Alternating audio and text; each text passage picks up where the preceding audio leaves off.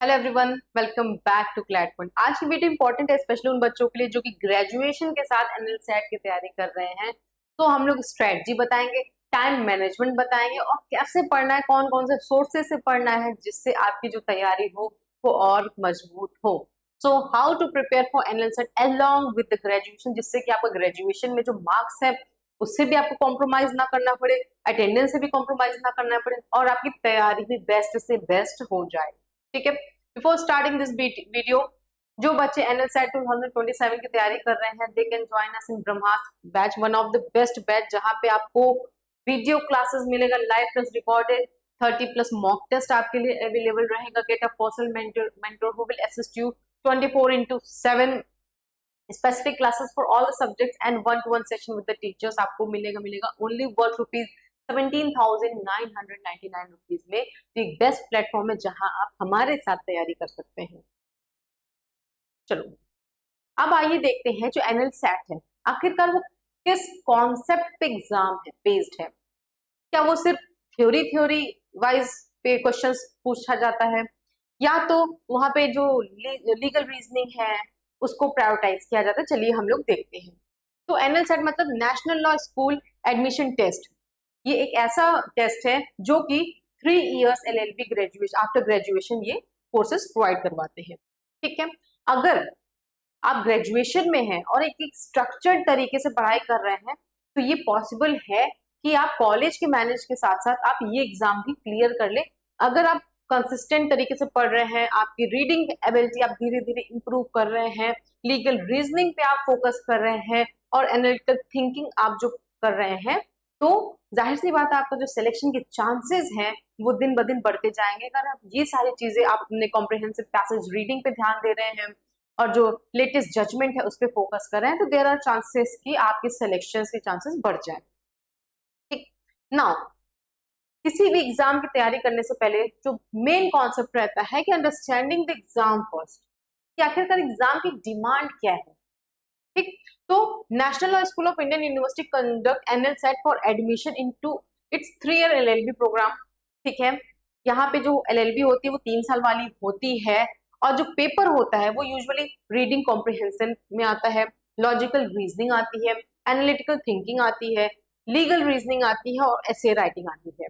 ठीक है, general awareness की आपको जजमेंट्स की जो नॉलेज है वो है या नहीं है। यहाँ पे आपको बहुत ज्यादा ज्ञान नहीं देखा जाता है कि नहीं बच्चा देखे सेक्शन याद किया है कि नहीं याद किया है। ठीक है, या फिर क्योंकि बहुत सारे कोचिंग क्लासेस ऐसे होते हैं कि वो आपको एनुअल सेट में एंट्रेंस से पहले ही आपको वकील बनाना चाहते हैं, मतलब दे वांट कि आपको सारे सेक्शंस याद होने चाहिए।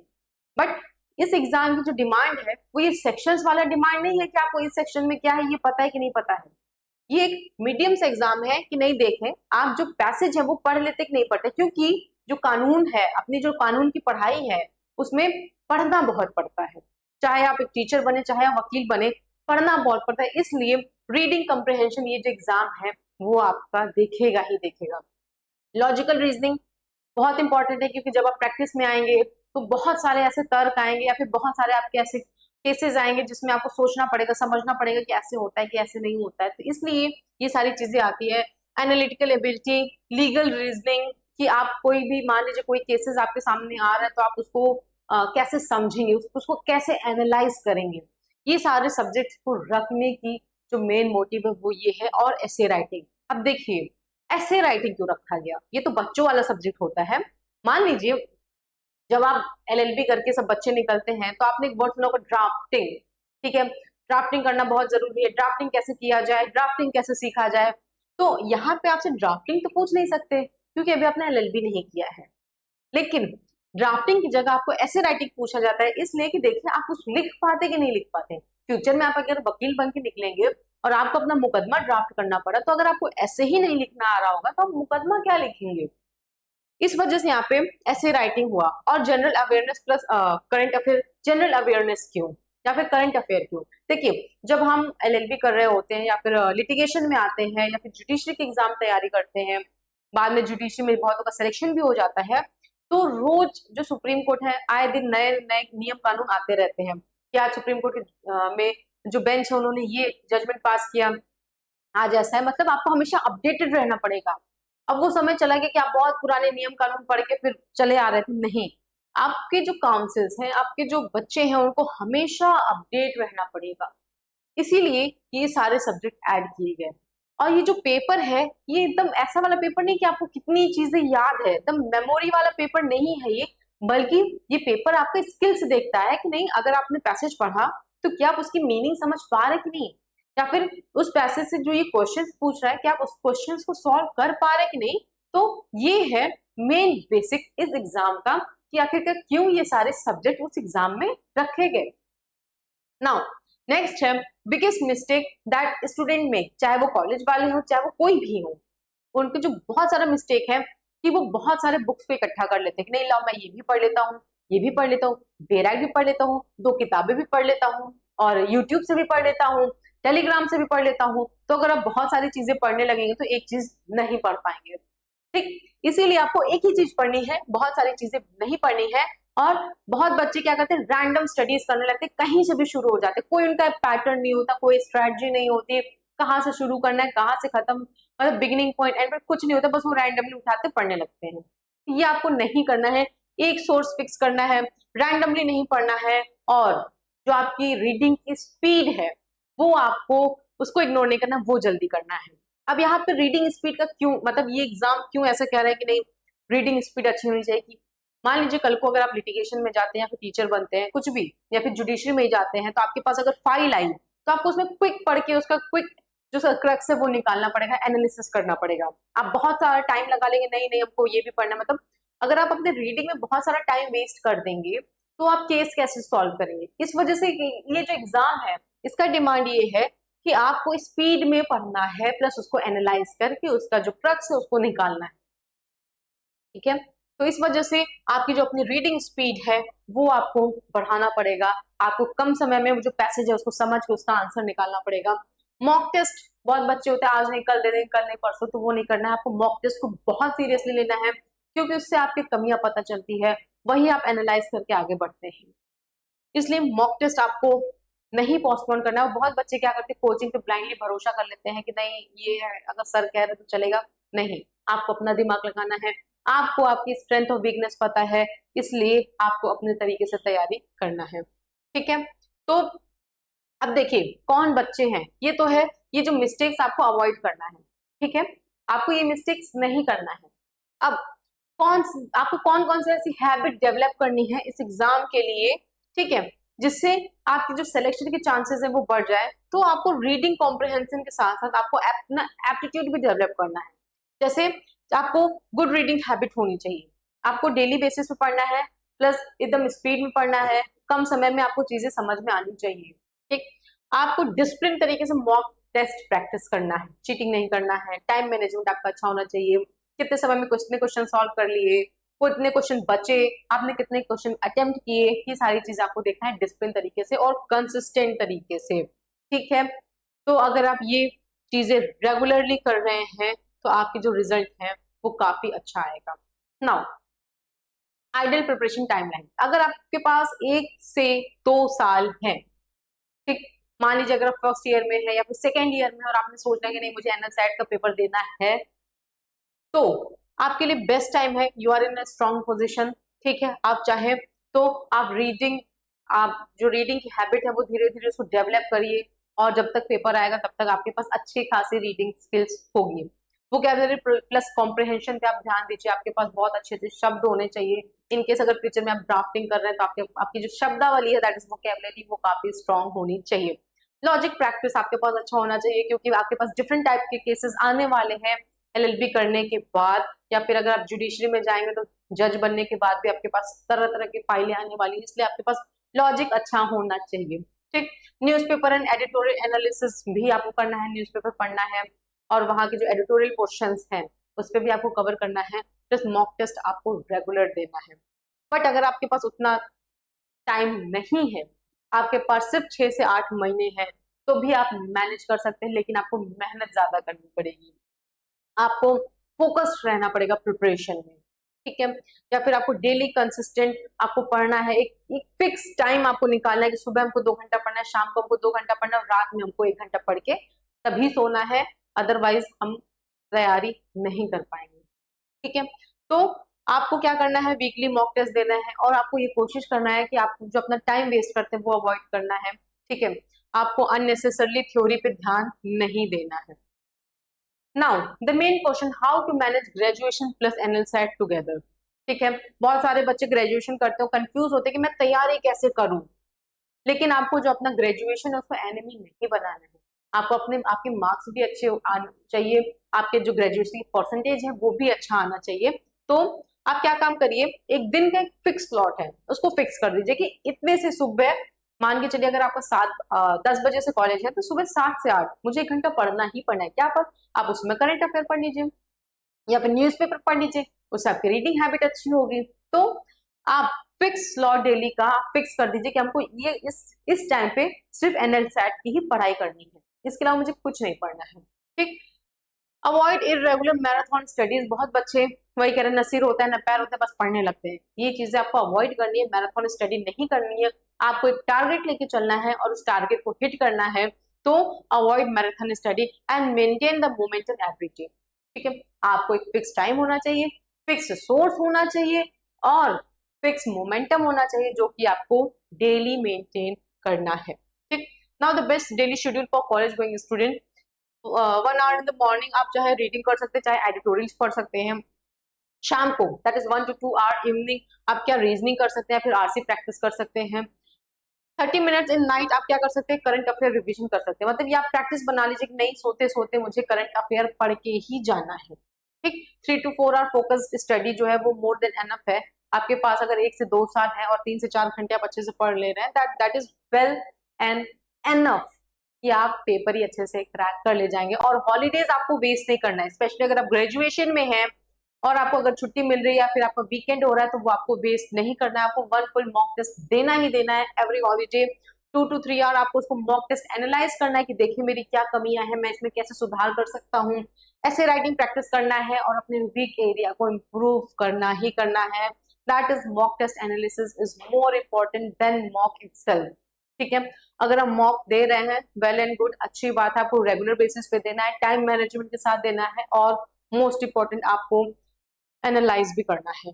नाउ अब हम लोग सेक्शन वाइज देखेंगे कि सेक्शन वाइज अगर आप जब ग्रेजुएशन में है तो आप किन किन पोर्शन पे फोकस करिए और कौन कौन से सोर्सेस से वो चीजें पढ़िए ताकि आपके लिए इजी हो। तो देखिए अगर आप रीडिंग कॉम्प्रिहेंशन में है तो ये जो सेक्शन है डिसाइडिंग होता है क्योंकि ये आपके स्किल्स पे ऊपर रहता है, ठीक। यहाँ पे आप कितना भी रट के जाएंगे, आप रेटिफिकेशन काम नहीं होता है, यहाँ पे आपके स्किल्स डेवलप करनी पड़ती है।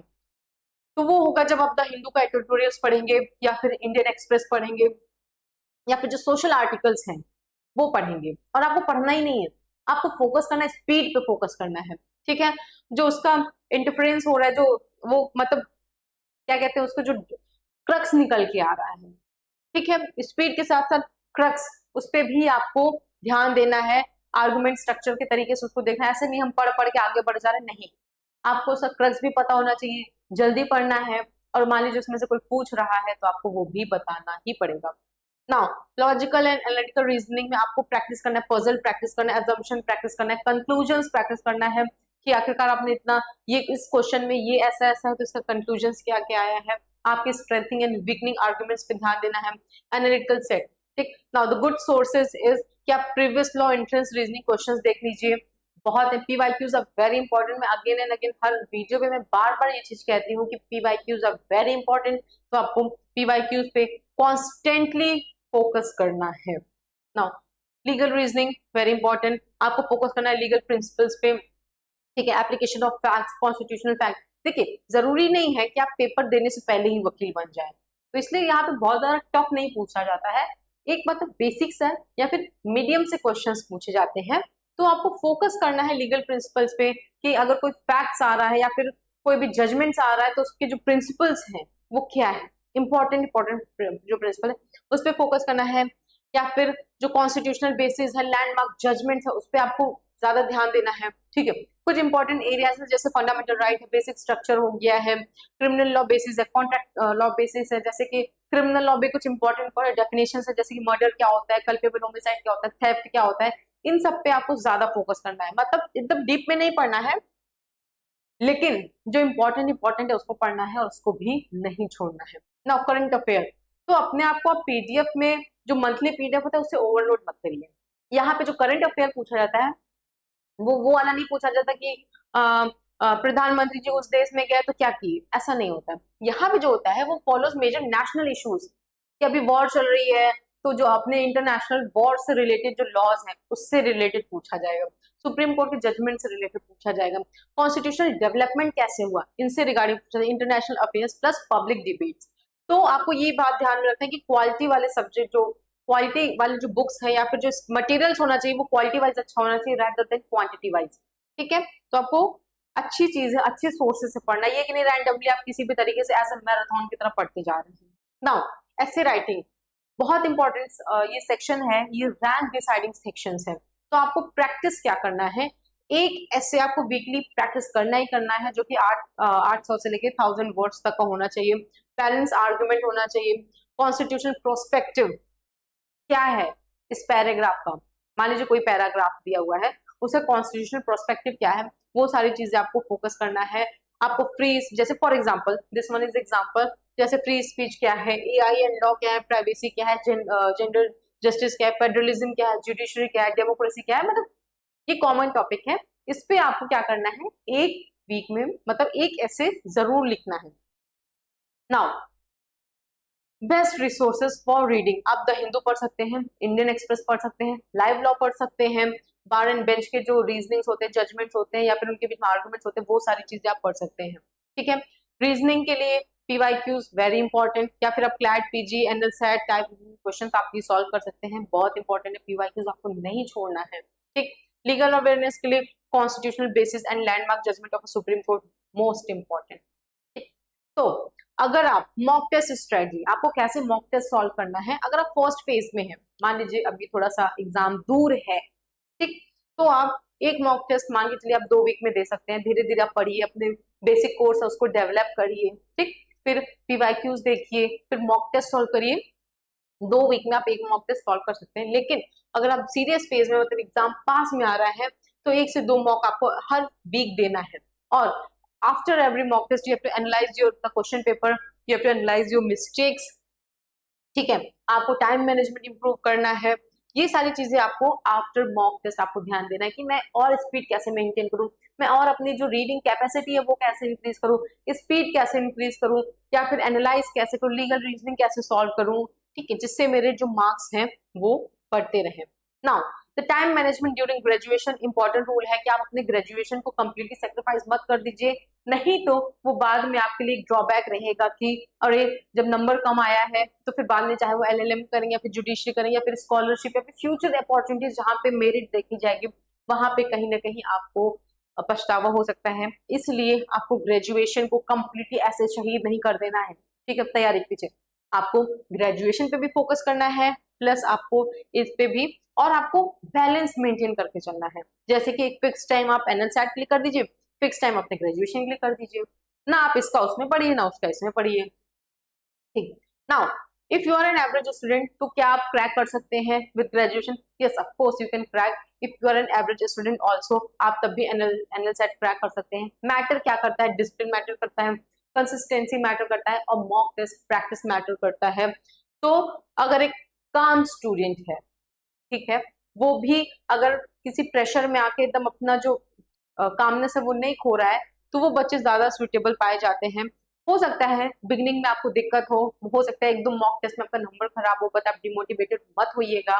आपको डिसिप्लिन तरीके से पढ़ना है और अपनी चीजों को रिवाइज करनी है, कॉन्सेप्ट्स बिल्ड करना है, टाइम मैनेजमेंट के साथ साथ पीवाईक्यू सॉल्व करना है, तो चीजें आपकी दिन ब दिन इंप्रूव होती जाएंगी। नाउ आप फाइनल 3 मंथ स्ट्रेटजी कि अब 3 महीने बचे हैं तो आपको कैसे पढ़ना है। फोकस करिए हैविली ऑन मॉक, आपको मॉक पे फोकस ही करना है, क्योंकि मॉक टेस्ट ही एक ऐसा जरिया है जिससे आपको ये पता चल पाएगा कि आपने कितनी चीजें पढ़ी हैं या फिर कितनी चीजें आपको याद है। ठीक है, आपको रिवाइज करना है, नोटबुक को अपने रिवाइज करना है, आपको अपनी स्पीड बढ़ानी है, आपको ऐसे प्रैक्टिस करना है अंडर अ टाइम लिमिट। ठीक है, और avoid learning new random material. मैं बार बार कहती हूँ आपको अपने मटेरियल पहले फिक्स करना पड़ेगा, फिर उसके बाद ही आपको तैयारी डिसाइड करनी है। Now one practical truth about NLSAT की preparing for NLSAT while graduation is tiring. हो सकता है भाई आपको 2 टारगेट करना है साथ में, because you are balancing attendance भी आपको बैलेंस करना है, असाइनमेंट भी बैलेंस करना है और एग्जाम्स भी आपको बैलेंस करना है। लेकिन आप साथ में तैयारी कर सकते हैं। और बहुत बच्चे जो कंसिस्टेंट तरीके से पढ़ते हैं, जो डिसिप्लिन तरीके से पढ़ते हैं, मॉक टेस्ट सॉल्व करते हैं, पीवाईक्यू मतलब एक स्ट्रेटजी बना के पढ़ते हैं, बहुत बार देखा गया है वो टैलेंटेड बच्चों से भी अच्छा नंबर पाए, जीनियस बच्चों से भी अच्छा नंबर गेन किए हैं। तो आई होप आपको ये वीडियो काफी इन्फॉर्मेटिव लगी हो। So please do like and subscribe our channel. Thank you so much.